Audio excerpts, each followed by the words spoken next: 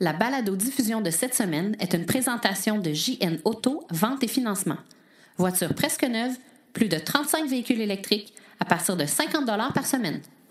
Une ville qui prête des voitures électriques à ses concitoyens. Pas pire, n'est-ce pas?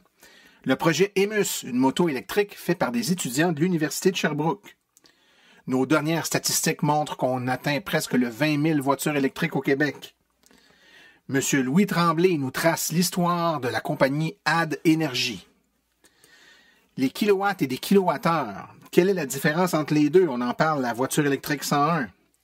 Les événements à venir dans les prochaines semaines dans le monde de l'électromobilité.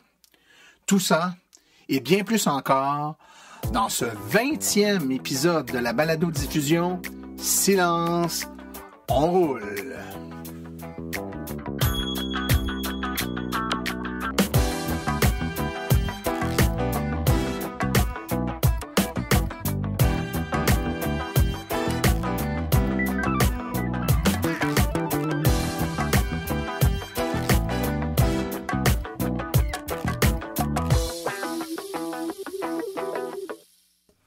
Bonjour tout le monde, mon nom est Martin Archambault, administrateur webmestre, porte-parole média de l'Association des véhicules électriques du Québec. C'est avec plaisir et passion que j'anime ce podcast dédié 100% aux véhicules électriques.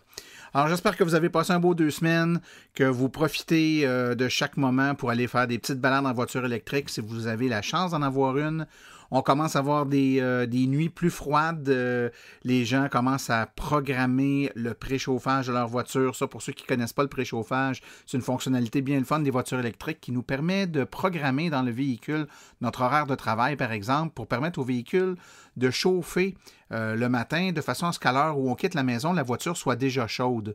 Bon, plusieurs avantages à ça, mais je dirais le plus grand avantage est énergétique, c'est-à-dire qu'on a chauffé notre véhicule sans prendre l'énergie de la batterie ou à peu près pas, parce que le véhicule est déjà branché et connecté là, à la borne de recharge, donc à l'énergie du secteur, ce qui fait que c'est l'énergie de l'électricité de la maison qu'on a pris pour chauffer le véhicule et non pas celle de la batterie. Donc, on démarre avec une voiture qui est presque pleine, là, où on n'a pas trop siphonné d'énergie de la batterie, puis on va utiliser la batterie après ça pour maintenir le véhicule chaud et non pas pour l'amener à la température qu'on voulait. Donc, c'est beaucoup plus efficace, sans compter les effets collatéraux. Le véhicule, on arrive, il est tout chaud, les vitres se sont dégivrées toutes seules, etc., etc. Donc, pour la plupart des gens, là, le retour des nuits tout près de 0 degré coïncide avec le retour de la programmation du préchauffage dans les véhicules. On a un programme assez chargé aujourd'hui, on va vous parler de plein de choses et puis juste avant d'entrer dans les petites entrevues, les trucs que je vais vous faire écouter, simplement vous rappeler que vous pouvez trouver notre balado un peu partout sur tous les sites de balado-diffusion populaires au Québec. Vous allez trouver ça évidemment sur les grandes plateformes comme le Apple Store ou encore sur Google Play. Vous pouvez vous abonner et le recevoir en mode balado. C'est la meilleure façon de nous écouter parce que vous allez recevoir les épisodes directement sur votre appareil électronique, votre appareil mobile, sans avoir besoin de passer par un site web pour nous écouter. Vous pouvez alors nous écouter sur la route, n'importe comment. C'est bien le fun. Si vous avez des messages pour moi, des petits commentaires par rapport à la balado-diffusion, gênez-vous pas. Hein? On prend tous les commentaires. Plusieurs personnes prennent le temps de m'écrire puis je l'apprécie beaucoup. J'en profite pour remercier Denis Super, je ne sais pas si c'est comme ça qu'on le prononce, Super ou Super, là, S-U-P-A-R, qui m'a écrit dernièrement. Merci beaucoup d'être à l'écoute. Je suis content que tu apprécies le podcast. Vous êtes de plus en plus nombreux. Je commence à recevoir énormément de commentaires, de feedback, des pistes d'amélioration. Je suis ouvert aux critiques constructives. Écoutez, c'est un show, entre guillemets, réalisé, coordonné, mixé, mis en onde et distribué par votre humble serviteur. Je fais ça à temps perdu chez moi à travers les 1000 autres choses que j'ai à faire pour l'association puis mon travail de jour. Donc, je vous remercie de votre indulgence. Hein? On n'a pas le budget ni les services de production qu'ont les grosses boîtes comme Radio-Canada, etc. Donc, on fait ça à la bonne franquette. Mais je pense que ça donne quand même un show qui est solide, qui répond aux attentes de la plupart des gens. Puis surtout, on traite du sujet qui vous intéresse, c'est-à-dire les voitures électriques. Donc, si ça vous tente de nous faire plaisir, vous allez sur le Apple Store, donc sur iTunes, et puis vous allez vous tapez Silence, on roule pour trouver notre balado, puis mettez-nous un petit 5 étoiles, ça nous fait remonter dans la liste des podcasts populaires, puis ça aide à faire connaître le podcast un peu partout. Dans les dernières semaines, c'est terminé la grosse saison des événements que l'AVEQ organise un peu partout au Québec. Il y a quelques semaines, j'étais présent au rendez-vous branché de Plessisville. J'ai pu y donner 3 conférences et puis rencontrer plein de gens qui sont venus s'informer sur les véhicules électriques. C'est un super bel événement qui est organisé là-bas par la ville de Plessisville et puis par l'AVEQ, là, la direction régionale du centre du Québec, qui a pu donner un coup de main à l'organisation, la planification de tous les essais routiers qu'il y a eu là. C'était vraiment très intéressant. Et puis, en étant sur place, j'ai eu la chance de rencontrer plein de gens, dont Cindy Allaire, qui est la coordonnatrice aux événements pour la ville de Plessisville. Et puis, j'en ai profité là, pour y poser quelques questions sur cet événement-là. Donc, je vous propose d'écouter à l'instant ce très court entrevue avec Cindy Allaire. Alors, je suis en compagnie de Cindy Allaire. Cindy, explique-nous donc, c'est quoi l'événement ici aujourd'hui d'essai routier qu'on vit à Plessisville? En fait, il y a quelques années, nous, à la ville de Plessisville, on a pris un virage vert, je dirais. On s'est équipé de 2 voitures électriques. Et l'an passé, je me disais qu'il y a sûrement plein de gens qui sont curieux par rapport à la voiture électrique. Et j'avais vu les événements de l'AVEQ, des rendez-vous branchés, les événements branchés. Fait que j'ai initié cette première journée-là et ça a été un beau succès. Il y a eu beaucoup de monde qui sont venus de la région et on a décidé de revenir avec l'événement cette année. Donc, les essais de véhicules électriques avec les propriétaires. Et cette année, en nouveauté, on a les jeunes ingénieurs de l'Université de Sherbrooke qui ont fabriqué une moto électrique qui fait des compétitions. Et on a aussi la Compagnie canadienne de bateaux électriques qui est venue avec un de leurs 3 modèles de bateaux 100% électriques. Donc, c'est vraiment pour ceux qui ont des questions, qui veulent venir voir les véhicules électriques et qui veulent surtout essayer la voiture avec le propriétaire pour pouvoir poser des questions puis voir comment ça se conduit, les différences et tout ça. En tout cas, à date, ça semble être un beau succès. Là. Il y a pas mal de monde. Là. Tantôt, je donnais une conférence, puis quand je suis sorti dehors, il y avait un embouteillage de monde qui voulait essayer des voitures électriques. C'était le fun à voir. J'ai vu beaucoup d'affiches puis de voitures qui parlaient du projet Sauvé. Peux-tu nous parler un peu de ce que c'est le projet Sauvé? Oui, en fait, c'est ça quand je disais tout à l'heure que la ville de Plessisville s'était équipée de 2 voitures électriques. C'est dans le cadre du projet Sauvé. Je pense qu'on est 5 ou 6 municipalités au Québec à avoir ce projet-là. Le but, c'est de rendre la voiture électrique que la ville a acquis disponible aux citoyens. Donc, après les heures de bureau, donc le soir de semaine, les fins de semaine et les jours fériés, c'est un système en ligne où on peut réserver la voiture et en collaboration avec la ville, on fournit une carte qui va faire démarrer la voiture. Fait que les gens qui veulent l'essayer, qui veulent prendre la voiture quelques heures pour faire des courses, tout ça, nous, ça diminue nos GES au niveau de la ville. Puis, en plus, on prend un équipement de la ville et on le rend disponible à ses propriétaires, parce que c'est les citoyens, les propriétaires, dans les heures de bureau où nous, on n'en a pas besoin. C'est super intéressant. Écoute, je suis dans le monde des voitures électriques, puis j'avais jamais entendu parler de ça. Ça me donne des idées pour ma municipalité, je pense. Écoute, Cindy, je te remercie beaucoup, puis bon événement. Merci beaucoup. Alors, on voit qu'il se fait des très belles choses dans les municipalités. Moi, je n'étais pas au courant de ce programme-là, le programme Sauvé. Je trouve ça fort intéressant.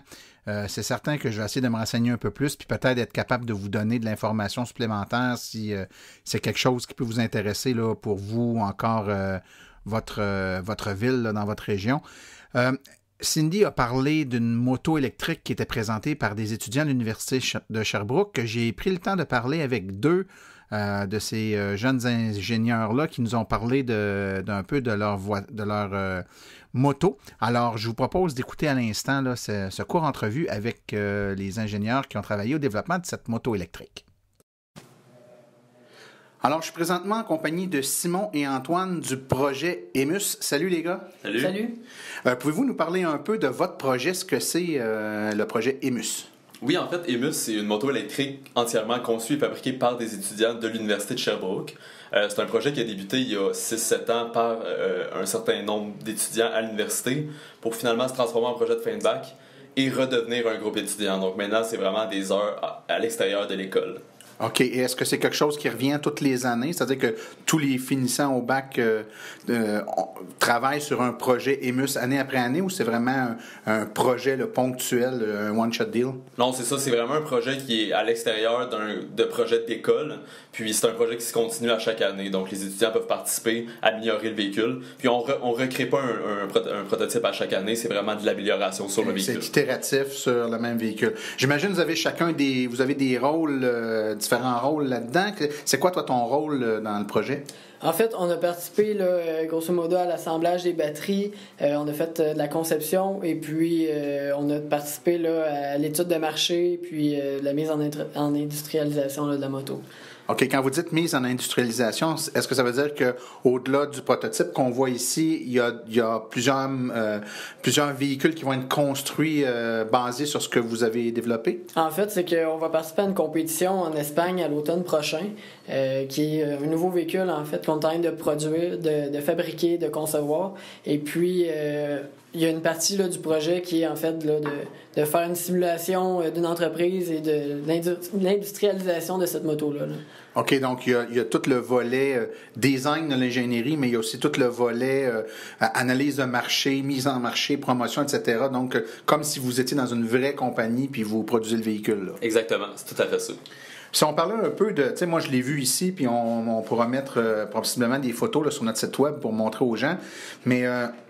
en termes de caractéristiques du véhicule, donc la grosseur des batteries, l'autonomie, pouvez-vous nous en dire un petit peu plus? On parle d'une batterie là, de 14,5 kWh. C'est une moto l'équivalent là, de 214 HP.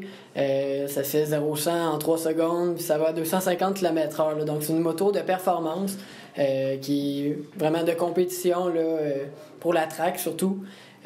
Puis c'est pas mal ça. Puis avec à utilisation, là, tu me parles de track, donc évidemment, on y va avec de la performance, mais à utilisation plus normale, là, je te dirais, sur l'autoroute par exemple, c'est quoi l'autonomie qu'on peut penser avoir avec le véhicule? On pourrait penser à environ une autonomie de 150 km/h. 150 km. Kilomètres, pardon. Ouais, 150 km. OK, ben c'est fort intéressant. Et puis là, votre concours, au moment où vous allez présenter ça en Espagne, ça s'en vient? C'est pour bientôt? C'est à l'automne 2018. En fait, là, ça fait 6 ans qu'on travaille sur le prototype actuel. Puis là, en 1 an, on a fabriqué une nouvelle moto de A à Z. Donc la conception, la fabrication, toute la partie là, étude de marché également que je parlais tout à l'heure. Donc c'est un gros défi. On a appris beaucoup là, avec la moto actuelle, puis là, c'est de reproduire ça. Là. Il y a combien de personnes dans l'équipe au complet? On est une quarantaine d'étudiants pour l'instant, là, de génie mécanique, informatique, électrique, puis maintenant même robotique. Là. OK. Et toute la portion informatique là-dedans, c'est pour les systèmes de gestion de la batterie puis des trucs comme ça. C'est quoi l'informatique du véhicule? En fait, il y a beaucoup d'informatique derrière. C'est un petit peu moins ma branche, là, pour être honnête, mais c'est une partie là, qui est très importante de la moto parce que c'est ça qui gère, en fait, là, la gestion de la batterie et tout ça, là, okay. Pour la transmission du pouvoir. OK. Maintenant, en terminant, les gars, évidemment, vous avez chacun décidé de faire un bac en génie parce que vous avez des aspirations à travailler là-dedans, évidemment. Ça vous a permis de toucher à des véhicules électriques. Quelle est votre vision par rapport aux véhicules électriques? Avez-vous l'intention de peut-être travailler dans ce domaine-là plus tard? C'est-tu quelque chose que vous convoitez ou vous touchez aux véhicules électriques pour un projet d'études, mais vous visez autre chose plus tard? Pour ma part, c'est une passion. Là. C'est quelque chose qui m'intéresse beaucoup. Puis je vois que c'est le futur. Donc oui, totalement. T'aimerais ça travailler là-dedans? Ouais. T'es en génie mécanique, toi? Puis toi? Même chose, c'est quelque chose qui me passionne. Je suis en génie mécanique aussi.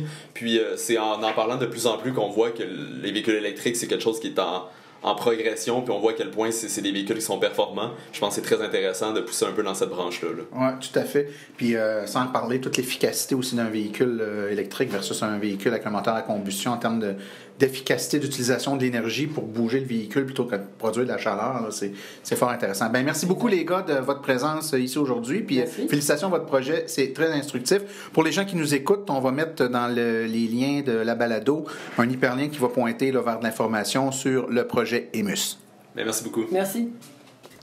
Alors voilà, on revient tout de suite avec les actualités du monde des véhicules électriques.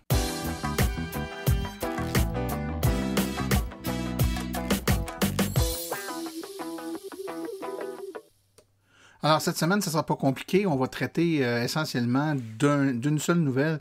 C'est les nouvelles statistiques sur l'électromobilité au Québec que produit l'AVEQ régulièrement à l'aide de données colligées là, de la Société d'assurance automobile du Québec. Ça nous permet d'avoir une idée de ce qu'a l'air le parc de véhicules électriques au Québec et de sortir des statistiques, ma foi, fort intéressantes. Alors, j'essaie de vous tracer un portrait global et puis de vous donner les grandes lignes de tout ça. Le premier chiffre intéressant, c'est de savoir qu'on est rendu à 19 424 véhicules électriques sur les routes au Québec en date du 30 septembre 2017, donc tout près là, de 20 000 véhicules. Sachant que depuis 3 ans, le nombre de véhicules électriques double à chaque année. Il y en avait 10 000 l'année passée, à pareille date ou à peu près, là. Et qu'on est rendu à 19 000. On peut penser qu'en 2018, on pourrait être rendu à 40 000 et qu'en 2019, on pourrait être rendu à 80 000. Donc, si la tendance se maintenait, on pourrait pas être si loin en 2020 du 100 000 véhicules électriques qui est attendu sur les routes du Québec. Ça, c'est toujours basé sur le principe que la croissance est exponentielle actuellement et on double le nombre de véhicules électriques sur les routes à chaque année. Mais là, reste à voir si on va être capable de maintenir ce rythme de croisière-là à toutes les années et de façon aussi franche. Les voitures les plus populaires, ben ça ne change pas. Les proportions changent un peu, les pourcentages changent un peu, mais la Chevrolet Volt est toujours la plus populaire, 39% des véhicules électriques. La Nissan Leaf à 18%, suivi de la Tesla Model S à 8%. Donc, c'est les 3 modèles les plus populaires là, au Québec actuellement en termes de véhicules électriques. On remarque aussi que le ratio entre le véhicule hybride rechargeable et le véhicule tout électrique, le ratio de véhicules tout électriques augmente. C'est-à-dire qu'avant, il y avait pas mal plus de véhicules hybrides rechargeables et maintenant, on n'est pas à 50-50, mais presque, c'est 54% de véhicules hybrides rechargeables pour 46% de véhicules tout électriques. Et le Québec, évidemment, participe fort bien à l'effort canadien avec les 19 424 véhicules électriques parmi les 41 000 enregistrés au Canada. Donc, encore une fois, la tendance se maintient. La moitié des véhicules électriques au Canada sont au Québec. Où se retrouvent ces véhicules électriques-là? Près du quart, 24,74% plus précisément, de tous les véhicules électriques se retrouvent en Montérégie. Donc, c'est la Montérégie qui est la région avec la plus grande proportion là, des véhicules électriques. Par contre, si on y va par ville, la ville de Montréal, évidemment, avec tout près de 2500 véhicules électriques, suivi de Québec, de Laval, de Terrebonne, Longueuil, Sherbrooke, Gatineau, Trois-Rivières, Saint-Jean et Lévis. Donc, c'est en nombre de véhicules et non pas en valeur relative là, au nombre de véhicules, parce qu'on se souvient que, par exemple, dans l'Anaudière, on a plus de véhicules électriques par capita. En termes de nombre absolu, c'est Montréal, Québec et Laval qui en a le plus. Les bornes de recharge maintenant, écoutez, ça continue à croître. On a évidemment 1301 bornes de recharge 240 volts, 98 bornes de recharge rapides, donc des BRCC, 97 chargeurs de destination Tesla et 61 superchargeurs Tesla. Ce chiffre-là bouge, hein, ça bouge presque à tous les jours là, au moment où j'enregistre le podcast. Il y a déjà eu des bornes qui se sont installées aujourd'hui, donc les chiffres changent. Ça va vraiment très vite. Ça s'accélère à une vitesse fulgurante. Donc, c'est des données qui sont intéressantes. On ajoute maintenant, il y a une combinaison de véhicules usagés qui arrivent sur le marché, qui sont des véhicules usagés qui arrivent des États-Unis, qui sont éligibles à un rabais du gouvernement, donc à une subvention de 4 000 $. Ça s'ajoute là aux véhicules neufs. On commence à le sentir tranquillement, pas vite. Si on regarde les pourcentages de la flotte, je vous disais Volt, Leaf, Model S qui sont les plus populaires, mais si on regarde les autres après, c'est la Ford C-Max Energy, la Kia Soul EV, la Chevrolet Bolt qui est en constante, qui monte. Là. La Kia Soul, ça descend et la Chevrolet Bolt EV, ça augmente. Là. Il y en a 685 Chevrolet Bolt EV d'enregistrés. Ensuite, on a la Toyota Prius plug-in, la Prime. Le Ford Fusion Energy, Mitsubishi Imiev, Tesla X, etc., etc. Donc, c'est une belle croissance des véhicules électriques. On est très fiers des statistiques. Vous avez tous les détails de ces statistiques-là sur notre site web. On va mettre le lien, évidemment, dans les liens de la balado-diffusion. Vous pourrez aller les consulter en détail. Mais je crois que ça va vous donner une bonne idée, un bon portrait de l'état de la flotte de véhicules électriques présents au Québec. C'est une section de nouvelles qui est un peu écourtée cette semaine parce qu'on a une très belle entrevue qui va suivre dans quelques instants avec AdEnergy, la compagnie AdEnergy qui fabrique et installe les bornes rapides du réseau Flow et les bornes également du circuit électrique. Donc, je ne voulais pas prendre trop de temps pour vous laisser le temps d'écouter cette entrevue.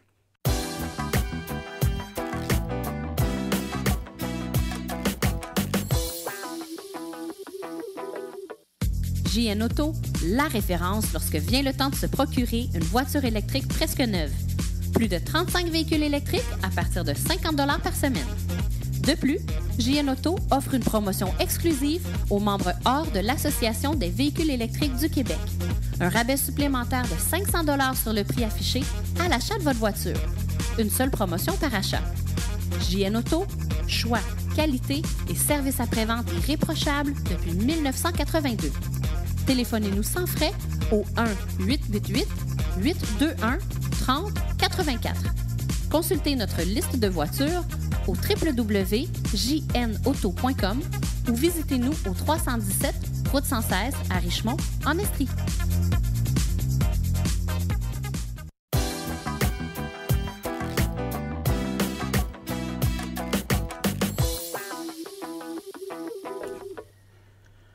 Je suis présentement en compagnie de Louis Tremblay, président, chef de la direction de AdEnergy. Monsieur Tremblay, bonjour.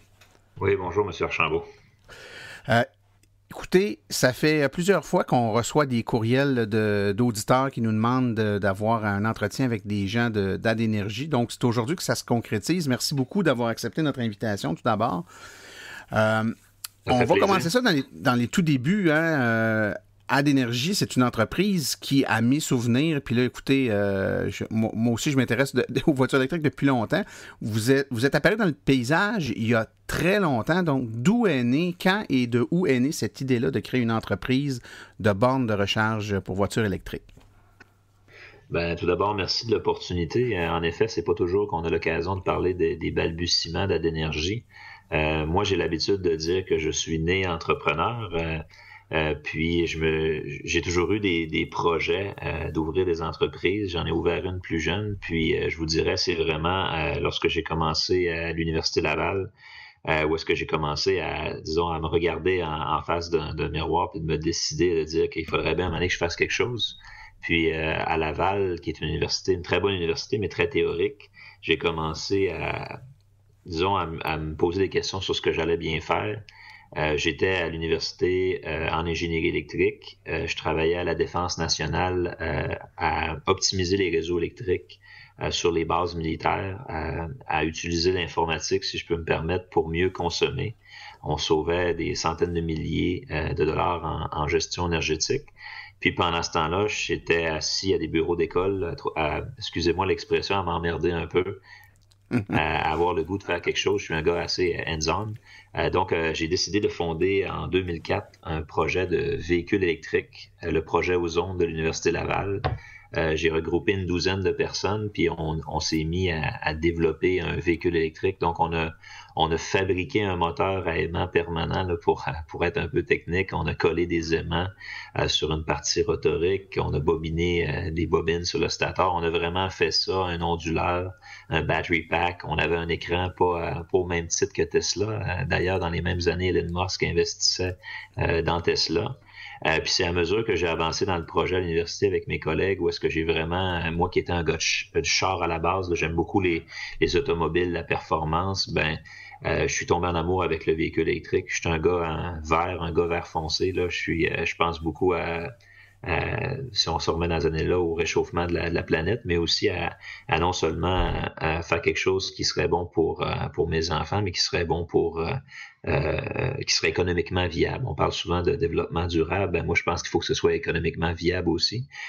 Donc, cette passion-là qui a commencé en 2004 m'a amené à allier véhicules électriques et dans ce qui me permettait de payer mes études, l'optimisation de la consommation énergétique dans les réseaux électriques. Ce qui est vraiment apparu mon désir, là, un peu comme j'avais depuis ma tendre enfance, d'ouvrir une entreprise.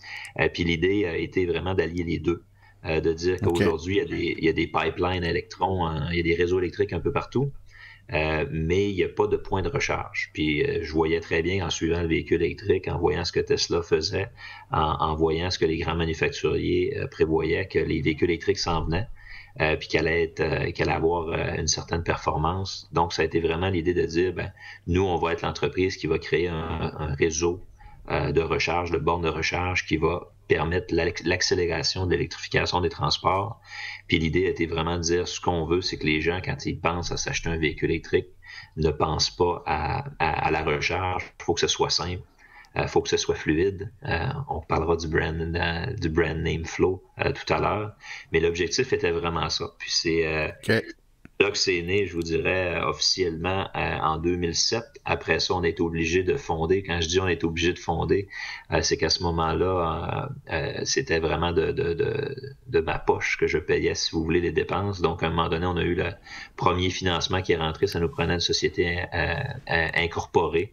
Donc, le 26 mars 2009, j'ai fondé l'entreprise avec la mission vraiment d'accélérer l'électrification des transports, de bâtir un large réseau de bornes de recharge. Puis il m'est apparu clair dès le début que le succès de l'entreprise passerait par une entreprise verticale. Donc, non seulement on opérerait un réseau de bornes de recharge, mais on allait développer les bornes, développer le logiciel. Aujourd'hui, on parle d'une entreprise d'un peu plus de 100 employés, où est-ce que la recherche et développement est très forte au niveau logiciel.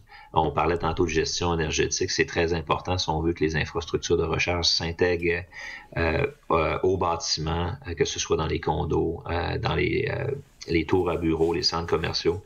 Et il faut penser plus à la recharge, il faut penser comment la recharge va être viable, va être soutenable.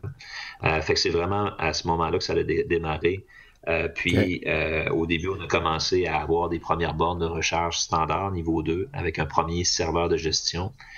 Puis pendant ce temps-là, moi, j'étais à la maîtrise en électronique de puissance. On a eu un premier financement à l'université pour développer une première technologie de recharge rapide, les premières bornes de 50 kW. Ça fait que, disons, mon day-to-day ressemblait à ce moment-là à 50%. Et là, on est quoi, en 2009 à peu près? Là, on est vraiment en 2009, oui. On est à l'Université Laval, développement de bornes de recharge rapide, premier financement. Puis il n'y a pas de véhicule encore, ou à peu près pas, là, en 2009. Non, moi, je me rappelle très bien. J'ai eu ma première voiture électrique. J'ai une des 50 premières livres qui a été livrée au Canada en 2011. En 2009, il n'y avait pas beaucoup de... Il y avait quoi, des Miev, puis des Tesla, puis c'est tout, là. Puis des Prius convertis avec des prises 120, des VBV, les premiers VBV, là, les Zen, les Cargo de ce monde, il y avait pas grand-chose. Oui, en effet, c'était difficile de présenter devant des VC, là, des venture cap, notre plan d'affaires, puis de leur dire que ça allait lever. Disons qu'il n'y a pas grand monde qui y croyait à ce moment-là. Une solution à un problème qui n'existe pas encore, c'est pas pire, ça. Tout à fait. C'est ça, être visionnaire. Ouais, c'est avec tous les déboires du début. Puis les premières années étaient vraiment focusées sur amener une infrastructure de recharge robuste. Puis c'est sûr qu'à mesure là, qu'on a frappé le 2010-2011, que les premiers véhicules ont arrivé, nous, on avait un produit à ce moment-là, là, les fameuses bornes Smart 2, les bornes bleues qu'on voit sur le circuit électrique, qu'on voit sur le réseau Flow, qu'on voit aujourd'hui des bornes orange au Nouveau-Brunswick.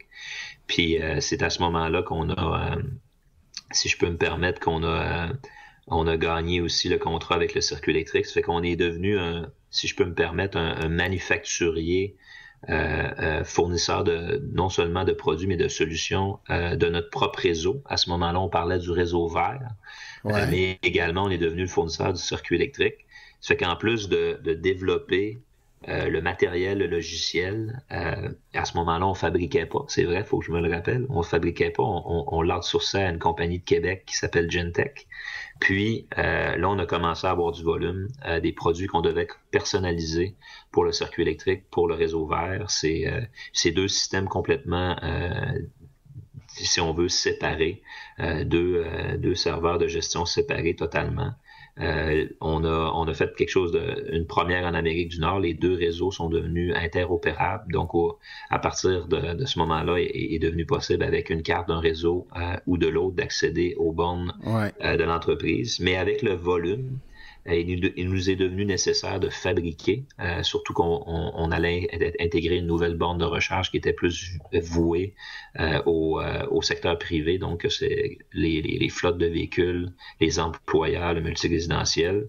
Ça fait qu'en 2014, on a inauguré notre usine à Shawinigan. Puis ça a été le début, je dirais, d'une belle expérience parce que là, on commençait vraiment à avoir du volume, de la personnalisation de produits. On a lancé le produit Core Plus qui a été un succès. Puis surtout, je vous dirais, les logiciels qui venaient du Core Plus, qui venaient un peu, si vous voulez, de la vision de bien consommer, là, de faire des bornes de recharge intelligentes. Donc, ils vous permettaient d'avoir un 10, un 20, un 30 bornes à un endroit où est-ce que physiquement, vous étiez limité à 5 à 10 bornes avec le power sharing qu'on appelle les algorithmes de partage de puissance et également d'éviter toutes les puissances facturables, le fameux coût du kilowatt. Là, souvent, on confond le coût d'électricité du kilowattheure qui nous coûte 8 cents à la maison. Les commerces du Québec et d'ailleurs dans le monde, ce qui leur coûte cher, c'est quand ils augmentent leur demande. Donc, ces logiciels-là nous ont permis d'avoir énormément de succès, d'augmenter le volume, ce qui a justifié d'autant plus d'avoir l'usine à Shawinigan. Puis c'est à partir de là où est-ce que là, on a pris une belle expansion. On a commencé à ouvrir en Ontario progressivement, où est-ce qu'on a intégré notre premier prototype commercial de borne de recharge rapide. Première borne qui a été d'ailleurs installée à Montréal en collaboration avec Hydro-Québec en 2014. Puis là a commencé vraiment le déploiement des premières bornes rapides. Puis ça l'a rapidement augmenté, si je peux me permettre, au bénéfice des conducteurs de véhicules électriques canadiens. Puis ça nous a mené finalement à déployer. Aujourd'hui, on parle d'environ 120 bornes au Québec. On parle en ce moment d'une cinquantaine de bornes qui sont installées, qui sont sur le voie d'être installées à l'extérieur du Québec. Donc, on a commencé, si on veut, pour l'entreprise, à être pas mal dans tous les segments de marché commerciaux. À commencer à avoir du volume, à être... en fait, on est devenu le joueur le plus important au Canada au niveau de la recharge commerciale. Puis comme, disons que je disais, depuis longtemps dans l'entreprise, je convoitais beaucoup le segment résidentiel. Mais pour moi, malgré le fait que c'était l'emplacement où est-ce qu'il y avait le plus de volume, parce qu'en général, quelqu'un qui s'achète un véhicule électrique s'achète une borne à la maison, c'était toujours le segment, je m'étais dit, j'adresserais en dernier. Parce que c'est un segment, si on veut, où est-ce que quand on arrive là, il faut être 100% prêt. Puis on s'est servi de toute l'expertise qu'on avait développée au niveau commercial pour amener un produit unique encore aujourd'hui pour la maison. Donc, ça a été un développement qu'on a fait en 2015, en 2016, pour le lancer de fin 2016, la fameuse Flow Home, la borne à la maison. Puis on a connu énormément de succès. Là, je vous le dis, cette année, on a un objectif de 3000 bornes résidentielles, puis on est en voie de le dépasser là, sans trop de problèmes. Puis l'objectif était vraiment de compléter, si on veut, ce qu'on appelle chez nous. Chez Adénergie, oui, là, mais il faut dire que nous, on parle beaucoup plus du réseau, donc de Flow. C'est vraiment de compléter l'écosystème. Pour nous, c'est fondamental, puis ça revient à la vision que j'avais là, même avant 2009, qui s'est développée entre 2004 et 2007. C'est de fournir aux conducteurs électriques du Québec, du Canada, bientôt des États-Unis, l'accès à un écosystème de recharge complet. Puis aujourd'hui, on est fiers de pouvoir offrir aux gens qui achètent des véhicules, par exemple, chez Nissan, quand ils partent de leur dealer, ils ont une borne de recharge soit dans leur coffre, soit déjà installée à la maison, une carte d'accès au plus grand réseau canadien. Puis on comble 90-95% de leurs besoins. Puis s'ils ont besoin d'une borne au travail, on peut également le fournir. Fait que c'est là où est-ce que en 2016 nous est apparu le besoin. On parlait de réseau vert, un réseau, disons, un brand, une marque qui est un petit peu discutable pour le reste du Canada. On voulait faire un gros push sur le Canada anglais. On voulait une marque qui serait bien reconnue, qui représente, dans le fond, ce qu'on veut offrir, la simplicité, la fluidité. Puis c'est là qu'il nous est apparu la proposition de la marque Flow. Puis ça veut tout dire, en fait, sur l'écosystème qu'on promet. Puis c'est vraiment à partir de 2016 où est-ce que là, on est parti d'une entreprise qui était très B2B, qui servait beaucoup des propriétaires de bornes de recharge commerciales, et oui, des membres du réseau. Mais là, on a une relation beaucoup plus étroite avec les conducteurs de véhicules électriques en amenant même la recharge, le service de recharge à la maison. Puis c'est ce qui a vraiment complété l'écosystème. Aujourd'hui, ça va faire bientôt 1 an, en janvier, qu'on a l'entièreté de l'écosystème. Puis je peux vous dire, ça rencontre définitivement le besoin des consommateurs. Puis aujourd'hui, disons, la prochaine expansion là, qu'on regarde au Canada, ça va très bien, que ce soit dans les maritimes, au Québec, en Ontario, même des petites percées récemment que vous avez vues là, avec la borne en Alberta avec Simons. Puis il y en a d'autres qui vont venir avec cette entreprise-là. Je vous cache les détails. Également en Colombie-Britannique depuis 2012. Donc ça va bien au Canada. Maintenant, l'entreprise, je crois que ce matin, on a à peu près 105 employés. On est en train d'en embaucher une quinzaine cet automne. Notre objectif, c'est de se préparer pour le marché américain. Dès le printemps 2018, notre objectif est vraiment de commencer sur le marché américain. On a identifié certains secteurs clés. Là, ça fait déjà depuis janvier 2017. Là, ça fait déjà plusieurs mois qu'on s'y affaire. Où est-ce qu'on veut attaquer le marché américain de façon toujours ordonnée, de la même façon qu'on a fait, étape par étape. Pour nous, le marché du véhicule électrique est là pour demeurer depuis longtemps. Maintenant, on veut être bien certain de maîtriser le marché américain avant, si vous voulez, d'investir là de façon déraisonnable, si je peux me permettre. On veut vraiment y aller step by step. En ce moment, ce qu'on voit du marché américain, c'est que aujourd'hui, on est le 3e réseau en importance en Amérique du Nord, alors qu'on n'est pas aux États-Unis. On a deux joueurs en avant de nous, dont un qu'on pense être en mesure en fait, les 2 premiers réseaux qu'on pense être en mesure de travailler avec eux, mais on voit pas comme des joueurs inatteignables.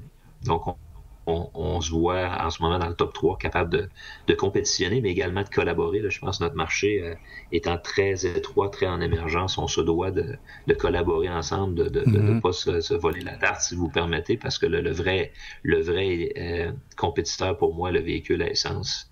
Donc, notre objectif, c'est vraiment de se positionner progressivement à partir du 1er avril 2018. Puis, l'objectif va demeurer le même pour nous depuis le début. On voit très grand chez AdEnergy, c'est devenir un joueur mondial. Ça va être les États-Unis l'année prochaine. Et aussitôt qu'on va maîtriser les États-Unis, on a une vue sur marché européen et plus. Mais comme toujours, on va y aller step by step. Ça fait qu'on parle plus concrètement des prochaines étapes. Puis la suite, je peux vous dire, on n'a rien à envier à personne sur la planète. Là, on fait de la veille continuellement. Puis en ce moment, on est très, très, très confiant par rapport à, je vous dirais, les produits qu'on a, les solutions, le logiciel, mais souvent le service qu'on offre aux usagers. Puis le service, ça, c'est les gens qu'il y a chez nous. Puis on est une des rares entreprises, là, malgré beaucoup de joueurs qui se sont lancés dans la recharge avec plus ou moins de succès. On a aujourd'hui plus de 100 employés qui sont dédiés à faire en sorte que l'électrification des transports, ça demeure non seulement, mais que ça accélère. Donc, je pense qu'on a la situation rêvée pour changer la donne. Bien en main. Monsieur Tremblay, écoutez, j'ai parti avec une question. Vous avez répondu presque à toutes les questions que je voulais vous poser. Fait que ma liste d'épicerie a été pas mal descendue. Il y a une question, par contre, que j'ai qui m'a été posée par quelques auditeurs, en fait, où on m'a posé la question. Et puis, j'aimerais vous entendre donner la réponse. En fait, il y a plusieurs personnes qui se posent la question, qu'est-ce qui fait que certains commerces vont faire le choix d'installer des bornes rapides du réseau Flow plutôt que du circuit électrique? Par exemple, on pense aux stations-service Arnois qui ont fait une entente avec vous puis qui ont installé des bornes de recharge au grand plaisir des électromobilistes d'ailleurs. Mais pourquoi Arnois, par exemple, a décidé d'aller directement avec vous et non pas par le modèle du circuit électrique, de ce qu'on sait, qui est un modèle où les coûts sont partagés là, entre le circuit électrique et le consommateur? Qu'est-ce qui fait que Arnois se dit, moi, je vais directement avec AdEnergy puis j'installe des bornes Flow? Moi, je peux pas répondre pour les Arnois. La seule chose que je peux vous dire, c'est que je connais les gens de Arnois, le président Serge depuis plusieurs années. Depuis 2012, je crois qu'on se connaît, qu'on parle de projets ensemble, qu'on parle d'avenir. C'est des gens qui voient grand également. C'est des gens qui voient Québec, qui voient hors Québec également. Le modèle Flow est très bon. Le modèle circuit électrique est très bon. Encore une fois, c'est un milieu qui est très collaboratif. Je ne saurais pas vous dire. Nous, en fait, une borne flow, une borne circuit électrique qui s'installe au Québec, c'est très bon pour nous. Je pense que les deux modèles sont excessivement bons. Je pense que le circuit électrique a un excellent leadership au Québec. Je pense que Flow a un excellent leadership canadien. Maintenant, nous, si je prends mon chapeau à d'énergie, notre objectif, c'est d'électrifier les transports. Puis maintenant, les clients, ils choisissent avec quel réseau ils veulent aller. Là. Nous, on pousse pas dans une direction plus que dans l'autre. OK. Bon, ben, écoutez, je pense que ça répond assez bien aux questions. Vous parlez du marché américain qui est la prochaine étape, la prochaine grande étape. Vous avez parlé de deux grands joueurs. Effectivement, c'est la perception qu'on a, du moins de l'extérieur, c'est que ces grands joueurs-là sont super bien établis dans les États, en fait, les États où il y a des voitures électriques. Là, c'est un peu comme le Canada. C'est pas égal d'une juridiction à l'autre, mais disons qu'il y a des très gros joueurs là-dedans qui ont des quantités quand même assez astronomiques de bornes de recharge. Donc, votre stratégie en vous en allant aux États-Unis, est-ce que c'est de couvrir des régions qui sont moins couvertes par ces grandes compagnies-là, ou plutôt de complémenter une offre déjà présente, mais peut-être pas assez abondante dans certains États américains? Nous, on a fait une étude assez exhaustive, si vous voulez, de la compétition, des avantages, de voir comment on pourrait se positionner. Puis c'est un petit peu comme ce qu'on découvre au Canada. En fait, une des grosses différences, je pense, c'est, oui, il y a le footprint qu'on appelle l'étendue du réseau, mais il y a la qualité de service qu'on offre. Il y a des joueurs qui, pour eux, c'est important de faire affaire avec le plus gros. Il y a beaucoup de joueurs, par contre, surtout ceux-là qui l'ont expérimenté, c'est de faire affaire avec ceux qui offrent la meilleure qualité de service. Et ça, je peux vous dire, je peux me targuer de quelque chose chez Adénergie, sur le réseau Flow et sur le réseau circuit électrique. On a de loin la meilleure qualité de service. Fait que ça fait une grosse différence. Fait que je suis pas en train de dire que ça va être facile. Là. Beaucoup de compagnies québécoises, canadiennes ont essayé d'aller sur le marché américain puis qui ont eu des difficultés. Mais avec l'étude sérieuse qu'on a faite, on sait exactement où est-ce que ça va être, si je peux me permettre, très difficile, où est-ce que ça va être difficile et où est-ce que ça va être plus facile. Mais quelque chose est sûr, c'est qu'avec la croissance qui se passe en ce moment aux États-Unis et partout ailleurs dans le monde, il n'y a pas beaucoup de joueurs sérieux, même aux États-Unis, qui sont capables d'offrir le service que notre entreprise offre. Puis on se rive le nez, si je peux me permettre, dans les contrats, les appels d'offres et autres au Canada. On en gagne plusieurs. Et on s'attend aux États-Unis à prendre notre part. C'est sûr qu'au début, on arrive, on est l'entreprise canadienne, on est le challenger qui n'est pas connu, mais je vous dirais, comme toujours, on va travailler en équipe, travailler de façon méthodique, puis de gagner avec nos valeurs, si on veut, technologiques, mais aussi avec le service qu'on est capable d'offrir avec notre équipe. Il faut dire qu'on est un des rares joueurs 100% intégrés. La plupart ne le sont pas, donc on développe à 100% nos produits. 100% de nos produits sont faits au Québec, conçus par notre équipe. Donc, quand c'est le temps de réparer une borne qui est en trouble, on pointe pas dans 56 directions. Ah, c'est le manufacturier. Ah, c'est le service provider. Ah, c'est le back-end provider, les gens qui fournissent le software. Tout est fait chez nous, maîtrisé par notre équipe. Donc, en quelques minutes, quelques heures, au maximum, on peut rétablir le service. Si vous regardez sur d'autres réseaux, c'est des semaines, des mois. Pour nous, c'est tout à fait inacceptable. Notre culture chez nous, c'est zéro defect. Faut que le client soit servi, faut que le client soit heureux si on veut que notre marché scale. Puis on voit que les Américains, là, pour les centaines d'Américains, que ce soit des compagnies privées, des municipalités, des gouvernements, c'est définitivement ce qu'ils s'attendent. Puis on voit qu'en ce moment, les joueurs américains qui sont présentement là ne comblent pas tous les besoins. Donc on est disons, relativement confiants, mais il va falloir se retrousser les manches puis faire ça de la bonne façon. Exact. Une dernière petite question avant de terminer, si vous permettez, qui est probablement la question qui nous est posée le plus souvent. J'espère que c'est pas une pogne, mais en tout cas, vous me le direz. Pourquoi ça semble facile et répandu aux États-Unis d'avoir le paiement par carte de crédit, puis on n'a pas cette option-là au Québec? Quel est l'enjeu monétaire, technologique qui fait qu'on n'a pas cette possibilité-là sur les bornes? J'apprécie la question, puis je suis bien content d'avoir une tribune pour l'expliquer. Je l'expliquerais deux choses. Premièrement, aux États-Unis, c'est pas dans tous les États. Les États où est-ce que c'est encore possible, c'est parce que les technologies qu'on appelle MSD, ils appellent Magnetic Stripe Device, en tout cas, qui est les anciens standards qui ne sont plus valides au Canada. C'est encore disponible, mais c'est en phase-out. Au Canada, on a des lois beaucoup plus exigeantes aujourd'hui qui sont les normes EMV, basées beaucoup sur l'Europe. Donc, les méthodes de paiement, entre autres, comme les Interac, ce qui fait en sorte que les exigences pour les produits doivent être certifiés d'une manière qui est très coûteuse et doit être mise à jour. Si vous regardez, par exemple, deux opérations qui sont près de notre domaine, le paiement à l'essence à la pompe, et par exemple le paiement de votre dîner, votre souper dans un restaurant, c'est des transactions, c'est des appareils qui génèrent des milliers de dollars par jour. Donc, de payer une certification de produit, de changer de produit à tous les 2 ans, même si ça vous coûte plusieurs milliers de dollars par année, ça fait du sens. Par contre, si on regarde les bornes niveau 2, qui en ce moment génèrent de 0 à 20 dollars par jour, les bornes rapides de 0 à, dans le meilleur des mondes, une centaine de dollars par jour, on parle de quelques bornes en excès, il n'y a pas vraiment de business case pour aller offrir ces systèmes-là. Puis le maintien de ça fera en sorte que nos clients qui déjà demandent un service de plus en plus compétitif, il n'y aurait pas de valeur ajoutée. Puis si on fait juste regarder au niveau de la tangente de où le monde s'en va, aujourd'hui dans le monde, il y a plus de téléphones cellulaires que de cartes de crédit. Puis nous, notre système de paiement est basé sur pas sur nous, mais sur des PSP, des Payment Service Providers.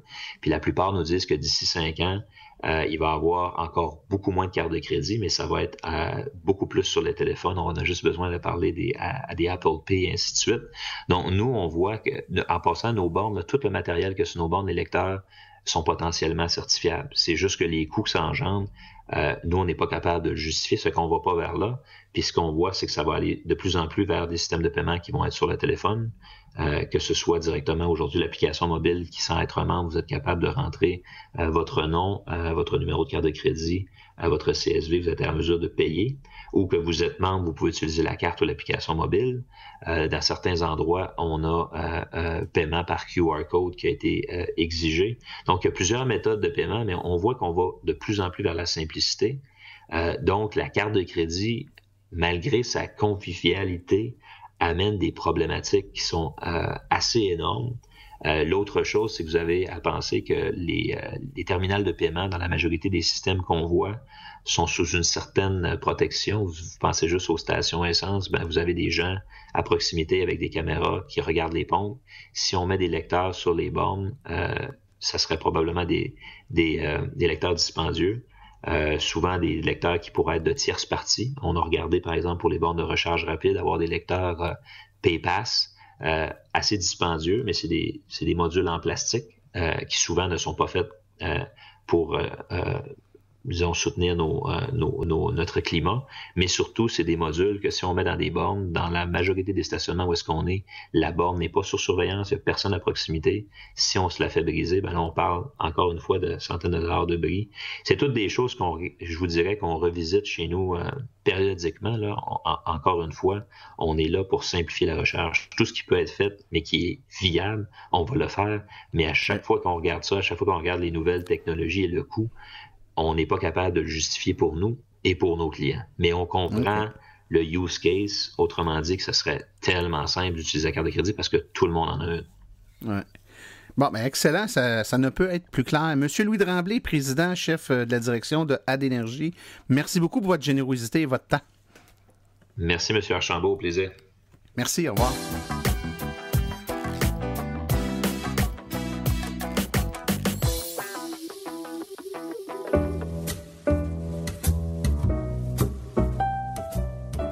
Vous avez une entreprise qui œuvre dans le domaine des voitures électriques. Vous aimeriez faire de la publicité là où l'auditoire est constitué à 100% d'adeptes de véhicules électriques? Écrivez-nous à info@aveq.ca afin d'avoir toutes les modalités de publicité, autant dans la balado-diffusion que sur notre site Web et nos autres médiums.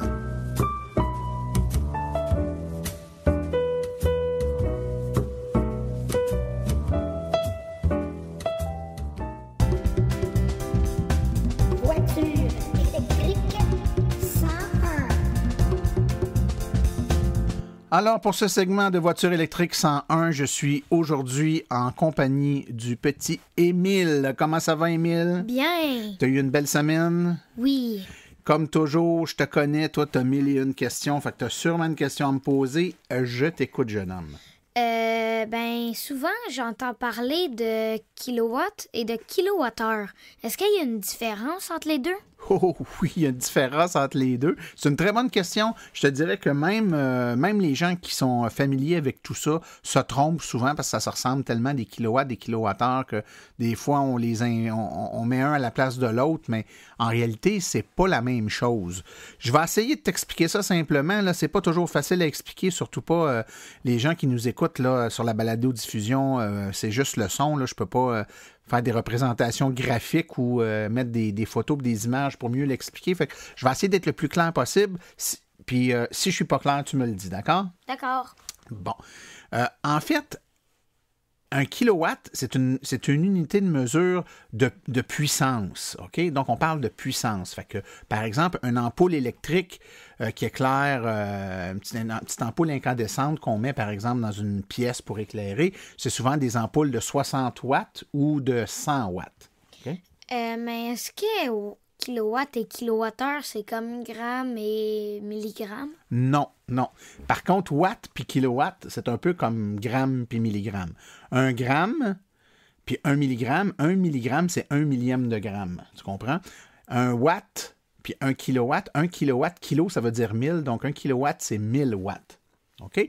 Donc, si tu as, par exemple, une ampoule de 100 watts, puis que tu en branches une deuxième, ben, tu vas avoir une puissance d'éclairage de 200 watts. Tu en mets une troisième, 300 watts. Tu en mets 1000, c'est-à-dire que tu en mets 10 de 100 watts, ben, tu vas avoir un total de 1000 watts ou 1 kilowatt de puissance d'éclairage. C'est bon? Jusque-là, tu comprends? Alors, si ces 10 ampoules de 100 watts-là sont allumées et qu'elles consomment en termes de puissance, tu vas avoir une énergie dissipée en termes de lumière et de chaleur de 1 kW, donc de 1000 watts, et que tu les laisses allumer pendant 1 heure de temps, on pourra dire que tu auras consommé 1 kW pendant 1 heure, ou si tu préfères, 1 kWh. OK. Donc, si tu veux être capable d'alimenter, de faire allumer tes 10 ampoules électriques de 100 watts pendant 1 heure, ça te prend une réserve d'énergie assez grande pour être capable de les fournir pendant ton heure. Donc, ça te prend une source d'énergie de 1 kWh si tu veux être capable de fournir à tes ampoules électriques 1 kW pendant 1 heure. Donc, si je suis toujours le même raisonnement, mon cher ami, si du jour au lendemain, c'est plus 10 ampoules de 100 watts que j'installe, mais j'en enlève la moitié. OK? Donc, j'en laisse juste 5. Ben, j'ai 2 fois moins de puissance.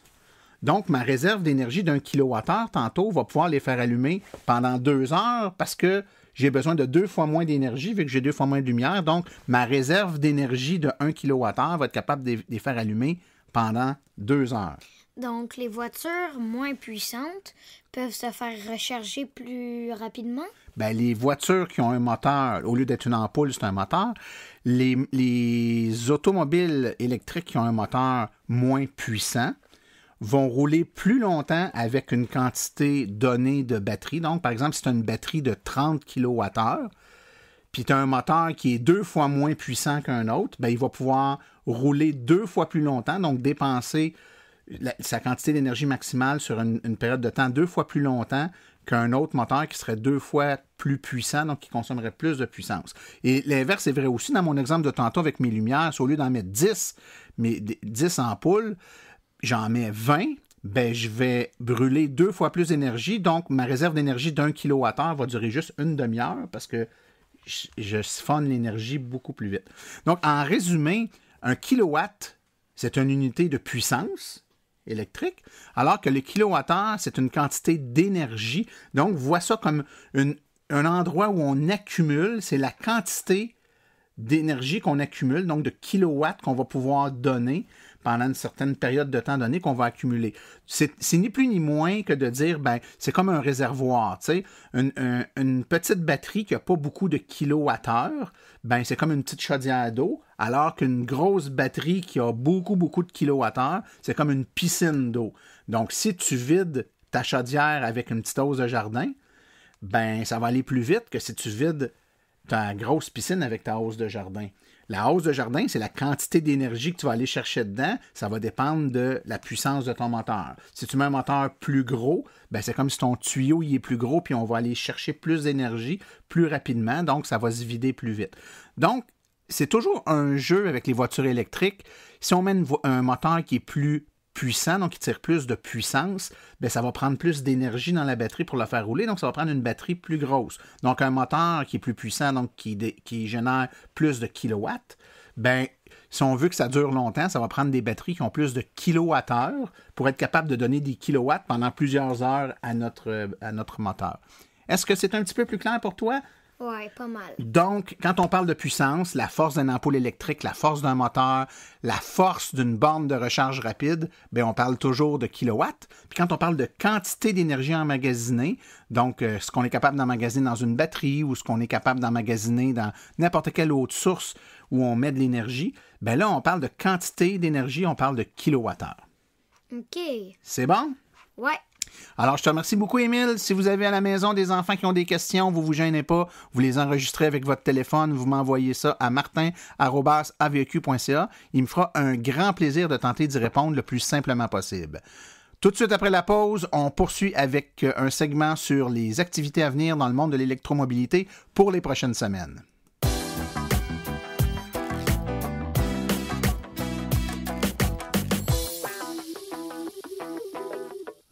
Ah, ça ne sera pas une version très longue aujourd'hui des événements à venir parce qu'il en reste très peu en fait pour 2017. On commence avec le Salon du véhicule électrique de Saint-Hyacinthe du 24 au 26 novembre 2017. Plus de 15 manufacturiers, des conférences, des voitures, des bateaux, des motos, des scooters, camions de livraison. Tout ça au tout nouveau centre des congrès de Saint-Hyacinthe au 1325 rue Daniel Johnson. Ça va être le premier gros événement à avoir lieu dans ce nouveau centre de congrès. Ensuite, un autre salon du véhicule électrique. Celui-là a fait beaucoup jaser l'année passée. Le Salon du véhicule électrique de Montréal, deuxième édition. C'est du 20 au 22 avril 2018. Donc, des conférences d'information des essais routiers et plein d'informations avec plus de détails qui vont venir dans les prochaines semaines.